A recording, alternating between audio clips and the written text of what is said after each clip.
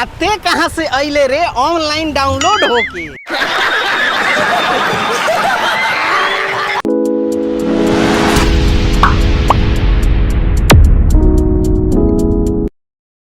पका हाल बा भाई लोग, हम आशा करत तानी कि रउआ लोग ठीके होखे। ओके। आ एगो वीडियो आइल बा, एकर देखनी है कि ना? नहीं। अरे ना देखनी तो चले हमरा साथे देखा देतानी। चलो भाई। सुपवा हंसे चलनिया के जे 72 गो छे। मस्त जोक मारा रे। या हंस रे हलकट हंस। अरे बुजरी सन तो हनिए के ऐसन ऐसन गाना देख के तो आम जनता के छोड़ दो। लेकिन क्यों? इस सीएम मुख्यमंत्री के भी जुबान फिसल गइल तो आके माफियो मांग ले। बात तो सही है। लेकिन ते तो पूरा के पूरा घोट के आ डकारो ना लेवलिस।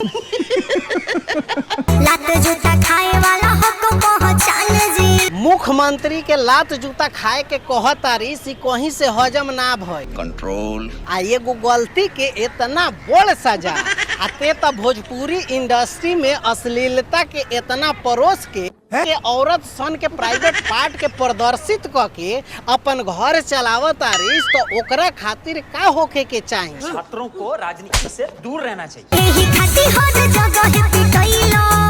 अरे साला हम सोचा तानी कि चाचा जी तो भला गांजा फूक के आइल रहनी तो ऐसा बात कह देली। लेकिन ई लबरी कौन नशा करेले हो जे ऐसा बात कहतिया कि चाचा जी पिटइल? साला हम तो देखबे ना कोई ना सुननी कहूँ।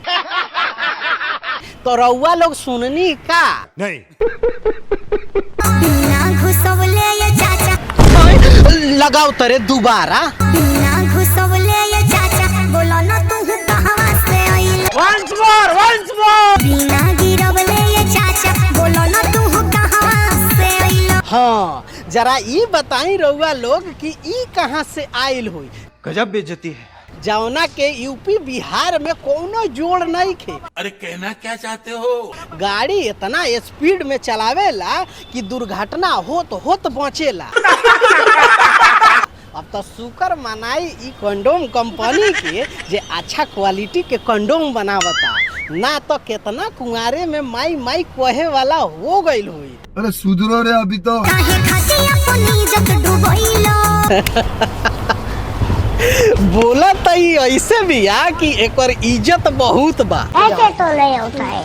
हाँ इज्जत मान सकेनी लेकिन दूसरा चीज में। अब रउआ लोग का सोचतानी नीचे कमेंट करके बताई तो समझ गया। मिला तानी अगला वीडियो में। लेकिन जाए से पहले अगर ये वीडियो फेसबुक पेज पर देखतानी तो पेज के फॉलो कर ली, अगर यूट्यूब चैनल पर देखतानी तो चैनल के सब्सक्राइब कर ली। मिला तानी, बाय बाय, टेक केयर, जय हिंद।